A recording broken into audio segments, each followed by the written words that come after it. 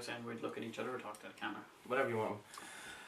Hello and welcome to Castle Celluloid, a place on YouTube for nerdy people to watch other nerdy people talking about nerdy things. Nerdy, nerd. You can check out our blog at this link here. I'm assuming something's going to come up there. Around there. Maybe up here. And don't forget, if you like the video, hit that like button or subscribe to our channel. Leave a comment below. On this week we'll be talking about time travel. I'm joined by, again, Shane Muldoon and Niall McCann. Hello. And we're going to talk about time travel in movies, TV and literature of all forms.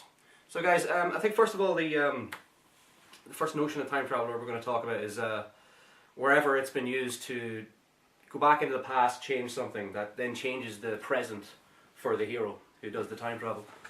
What would be your favourite example of that, Shane? As I said, like Time Cop 2, when it changes the Nazi party and they have control of the whole world. That was my favourite.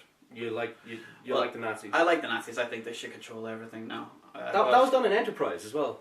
Wasn't it, sort of? Except it was still in the 40s. Yes, yeah. They didn't change time, but they just changed consequences of that. There's the Nazi Superman as well, Overman. Everybody's done their Nazi story. Yeah, everybody's got one in them. For yourself, Niall, in terms of the present being changed by at least by the end of the story, or even being the crux of the story.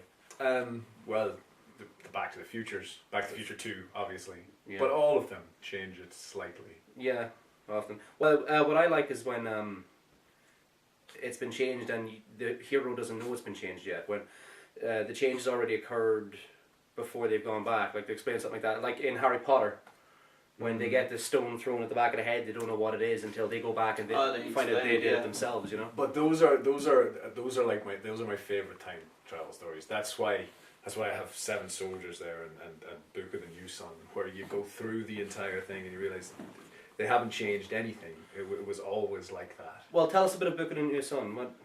Book of the New Sun is I'm not familiar with it. Is that Gene Wolfe? It's Gene Wolfe, baby. Yeah, it's. I've seen that cover a million times. It's very good. It's in the Fantasy Masterworks, and it's really not fantasy. It's science fiction. I haven't heard of it at all. It's phenomenal. Repeatedly voted the best science fiction novel of all time. Really? Yeah, it's very good. But it's about a guy who he's a torturer. It's set in the far future. Doesn't actually say any of this. You have to kind of infer it, where the moon is green and the sun is red and dying, and basically it's Severian setting out to decide to save the sun. That's absolutely not how it presents itself, but that's basically what happens. But it goes through the entire thing, and I'm not even going to attempt to tell you the time travel stuff, because I don't really even understand it myself, but it becomes very clear towards the end of the book that Severian from the future has become autarch of the Commonwealth, king of the world, and is sending people back in time to make it so that he ends up king of the world and able to save the sun. And there's some really cool stuff in it. There's aliens who remember backwards, who they remember the future but blank completely about the past. Right. It's sort of like the way Dr. Manhattan, his memory just functions on many different levels. He's answering a question that you've asked 2 minutes from the future, and things like that. You mentioned something very interesting, yes. Well, in the last couple of days that I was not familiar with at all. Have you ever watched Babylon 5? I might have accidentally watched an episode or two. I think I've seen a few episodes when I was a kid and stuff like that, but I've never really gotten into Babylon 5. And you said there was a major time travel. It's major time travel. Should we say spoilers? Yes, I've spoiled. Well, no, I haven't really spoiled the Book of the New Sun. You won't get it anyway. Spoilers on Babylon 5. There's a lot of CGI in it that when CGI really wasn't ready. I think that's what I always noticed. I was happy enough. That poor Bruce Boxleitner. Boxleitner. He can't get away from CGI controversy. Poor Tron. I was delighted. I was delighted with Babylon 5's CG, but then I'm used to what are clearly condoms full of luminous liquid and Doctor Who being monsters. But but tell us about sci-fi. Babylon 5 has that major plot point. But again, it's one of those things that was always there. When you come into Babylon 5, there's a a race of aliens, the Minbari, who have a religion.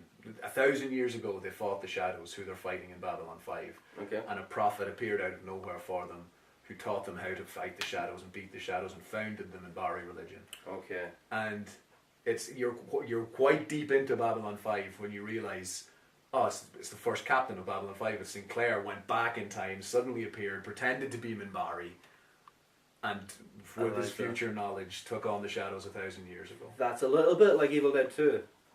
Possibly don't really know them. In Evil Dead 2,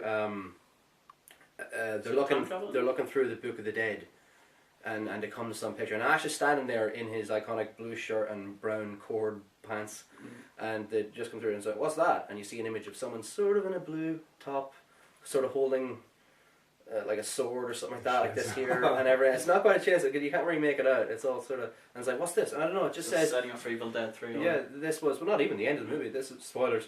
This was the hero who fell from the sky. I don't know. He liberated them from the Deadites. I don't know what that is. And then at the end of the movie, suddenly when they read the book to send the evil back, it turns out all they're doing is sending evil like back to the 1300 AD, and he gets sucked into the vortex with it, and he's like, oh god, and then suddenly, hail to he who's come from the sky! You're like, holy shit, it's Ash! Ash is the hero who fell from the sky. So does that mean that the second one was Evil kind of Dead a are a loop? No, but regardless of that, in the actual chronology of the films, does it mean that the villains only exist from 1300 to 1997? No, because I mean, even the Book of the Dead and the Deadites, they definitely predate 1300 AD. It's just we know that in 1300 AD, someone came along and kicked their ass, at least for a little bit anyway. And that was Ash. And then he, depending on which version you see, he returned to the 20th century or went too far into the future. Which, let's face it, if they do an Evil Dead 4, that's the ending you want to go with. The one where he sleeps too long and it wakes up in the future, because then we get like a Planet of the Apes Evil Dead movie, you know. And actually, that is something that we both want to talk about, Planet of the Apes. Because I was nearly going to correct you in your email the other day when you suggested Planet of the Apes as a time travel thing, because I was actually going to say, well, you know what, like really that's not time travel, because they don't. Time travel would be like moving from one point to the other. It's just he's traveling through space for so long at such a fast speed, time passes by him. Yeah, but then I remembered. No, wait a minute. The third one, they get in his same ship. They get in Taylor's ship, and then they do go back in time to the 1970s. So yeah, there's definitely time travel. Well, you see, I like that. I like that where there was actually kind of somebody thought about him and had a real basis for how does he end up in the deep far future. Well, he goes at relativistic speeds. But then, since I sent that. In the second one, don't they send somebody looking for him? Yeah. So how does that work? I know. I really like because I thought it was random. I thought he didn't even mean to end up that far in the future. Yet somehow they get the exact same formula exactly right again in the second movie, so that he ends up in the same time period. But but even I still love the second one. I love all the sequels of Plenty of. But even considering that, Mark Wahlberg one probably. Yeah, well, that's not really a sequel. That's just a remake. It's a travesty, is what it is. But even if they never realised anything went wrong with Charlton Heston's mission, surely he wasn't expected to arrive at the place. Yeah, how would they have known? Hundreds of years. Yeah, it's like we haven't gotten a message from the future. We haven't gotten a tachyon message back yet. Yeah, exactly. So how could they know that anything went wrong? Yeah.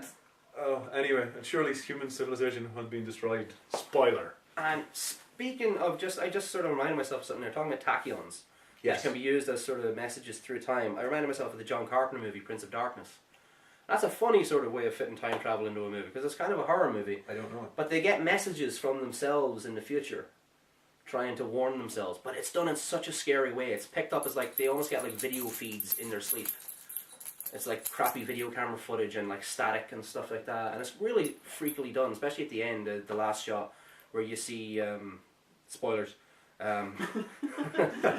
let's take it as read. Take it as read. We are going to spoil everything we talk about. The girl in it who gets sucked into the mirror with the other demon, you see her at the end